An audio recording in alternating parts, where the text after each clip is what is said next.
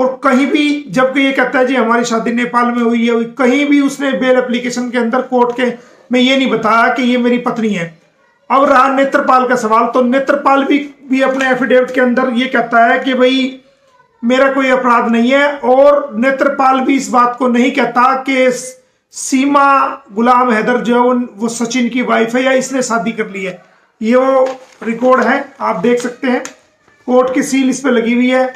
तो नेत्रपाल का भी झूठ सामने आ गया है, सचिन का भी झूठ सामने आ गया, और सीमा का झूठ तो सबसे सामने आ गया है कि ये सचिन की कोई वाइफ नहीं है, ये आज तक गुलाम हैदर की वाइफ है। ये डॉक्यूमेंट के हिसाब से सामने बात आ गई है। इसके अलावा अब बात करते हैं कि ये कहते हैं कि जी हमने तो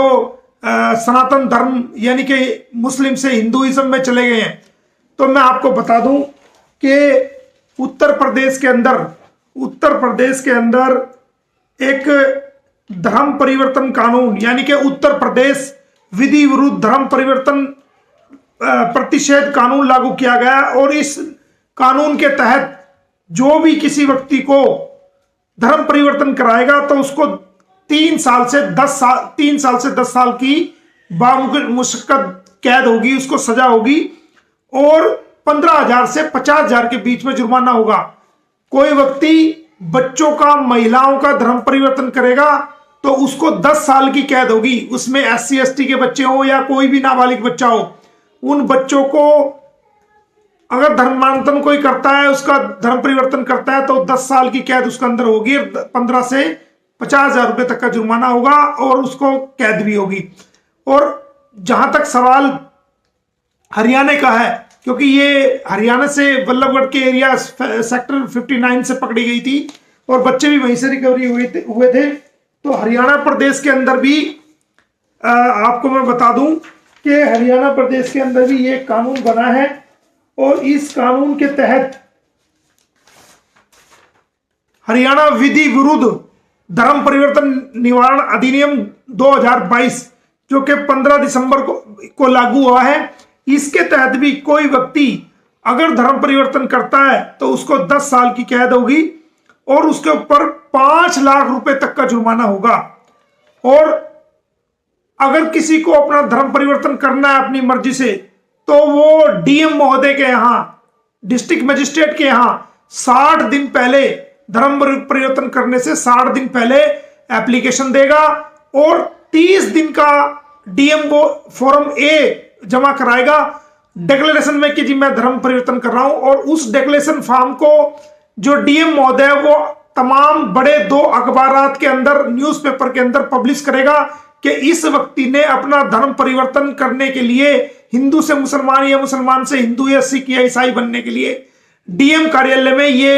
एप्लीकेशन दी है। अगर किसी व्यक्ति को ऐतराज है तो वो अपने ऐतराज शामिल कर सकता है, लेकिन सीमा मामले में ऐसा कोई भी एप्लीकेशन या कोई भी धर्म परिवर्तन की डिक्लेरेशन जो है वो अखबार में अभी तक नहीं आई है, और ना ही इस प्रकार की मुझे लगता है कि कोई एप्लीकेशन दी गई है। तो ये आज तक कोई धर्म परिवर्तन नहीं हुआ, ये आज तक भी मोमडन की मोमडनी है, सिर्फ दिखावा धर्म परिवर्तन का कर रही है। और इसके अंदर जहां तक बच्चों का मामला है कि बच्चों का धर्म परिवर्तन में कानून क्या कहता है,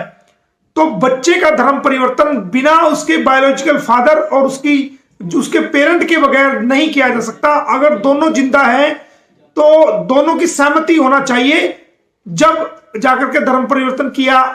जा सकता सहमति से। लेकिन इसमें कोई सहमति गुलाम हैदर की बायोलॉजिकल फादर की नहीं है, तो इसके अंदर भी जो है ये बहुत बड़ा अपराध किया जा रहा है। पिछले दिनों हरियाणा के फरीदाबाद में पहली FIR धर्मांतरण कानून विधि विरुद्ध धर्म परिवर्तन निवारण अधिनियम 2022 के तहत 8 जून 2022 को एक FIR हुई थी, और लगभग 877 लोगों के लगभग इस मामले में अब तक गिरफ्तारियां हो चुकी हैं उत्तर प्रदेश के अंदर, और बहुत सारी FIR इसके अंदर दर्ज हो चुकी है जो कि ऑन रिकॉर्ड है। तो अभी इनका धर्म परिवर्तन की बात करें तो इन्होंने कानूनी रूप से धर्म परिवर्तन भी नहीं किया है। ये निरी लोगों को, भारत के लोगों को गुमराह कर रही है, और भारत के लोगों को ये 1 साल से जो है हमें सारी झूठ फैला रही है। अब सारा झूठ आपके सामने मैं ले आया हूं कि सीमा ना तो सचिन की वाइफ है और ना ही सचिन से उसकी किसी प्रकार की कानूनी शादी हुई है। तो जब इसकी कानूनी शादी नहीं हुई तो ये अपने आप को कैसे जो है ना अपनी वाइफ बता रहा है। और जमानत के सभी कागजात से, नेत्रपाल के, सचिन के, सीमा के तमाम कागजात से ये मालूम हो गया है कि वो आज तक भी गुलाम हैदर की बीवी है और अपने आप को बचाने के लिए ये चोला ओढ़ रही है। तो ये फैसला अब आपको करना है दोस्तों कि सच क्या है। मेरा काम आपके सामने सच लाना था तो मैं आपके सामने सच ले आऊं। डॉक्यूमेंट्री प्रूफ के आधार पर, लीगल डॉक्यूमेंट्री प्रूफ के आधार पर तथ्य सामने आ रहे हैं, वो मैं आपको बता रहा हूं कि जो सचिन की जो बेल मंजूर हुई थी, तो सचिन ने अपनी बेल एप्लीकेशन के अंदर ये कहा है कि भाई सीमा को अपनी पत्नी उसने बेल एप्लीकेशन के अंदर नहीं माना और ना ही अपने जो शपथ पत्र उस एप्लीकेशन के अंदर दाखिल किया गया है नहीं माना। उसमें सिर्फ इतना कहता है कि भाई एक पाकिस्तानी महिला को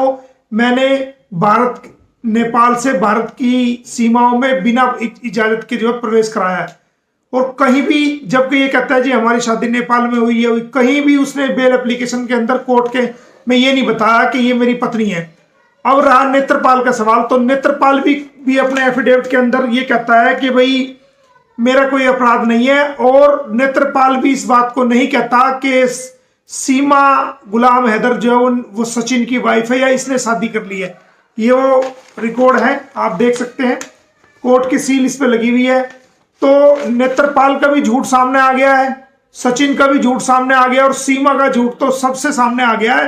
कि ये सचिन की कोई वाइफ नहीं है, ये आज तक गुलाम हैदर की वाइफ है। ये डॉक्यूमेंट के हिसाब से सामने बात आ गई है। इसके अलावा अब बात करते हैं कि ये कहते हैं कि जी हमने तो सनातन धर्म यानी कि मुस्लिम से हिंदुइज्म में चले गए हैं। तो मैं आपको बता दूं कि उत्तर प्रदेश के अंदर एक धर्म परिवर्तन कानून यानी कि उत्तर प्रदेश विधि विरुद्ध धर्म परिवर्तन प्रतिषेध कानून लागू किया गया है। और इस कानून के तहत जो भी किसी व्यक्ति को धर्म परिवर्तन कराएगा तो उसको 3 साल से 10 साल की बामुश्किल कैद होगी, उसको सजा होगी और 15,000 से 50,000 के बीच में जुर्माना होगा। और कहीं भी, जबकि ये कहता है जी हमारी शादी नेपाल में हुई है, कहीं भी उसने बेल एप्लीकेशन के अंदर कोर्ट के में ये नहीं बताया कि ये मेरी पत्नी है। अब रहा नेत्रपाल का सवाल, तो नेत्रपाल भी अपने एफिडेविट के अंदर ये कहता है कि भाई मेरा कोई अपराध नहीं है। और नेत्रपाल भी इस बात को नहीं कहता कि सीमा गुलाम हैदर जो है वो सचिन की वाइफ है या इसने शादी कर ली है। ये वो रिकॉर्ड है, आप देख सकते हैं, कोर्ट की सील इस पे लगी हुई है। तो नेत्रपाल का भी झूठ सामने आ गया है, सचिन का भी झूठ सामने आ गया और सीमा का झूठ तो सबसे सामने आ गया है कि ये सचिन की कोई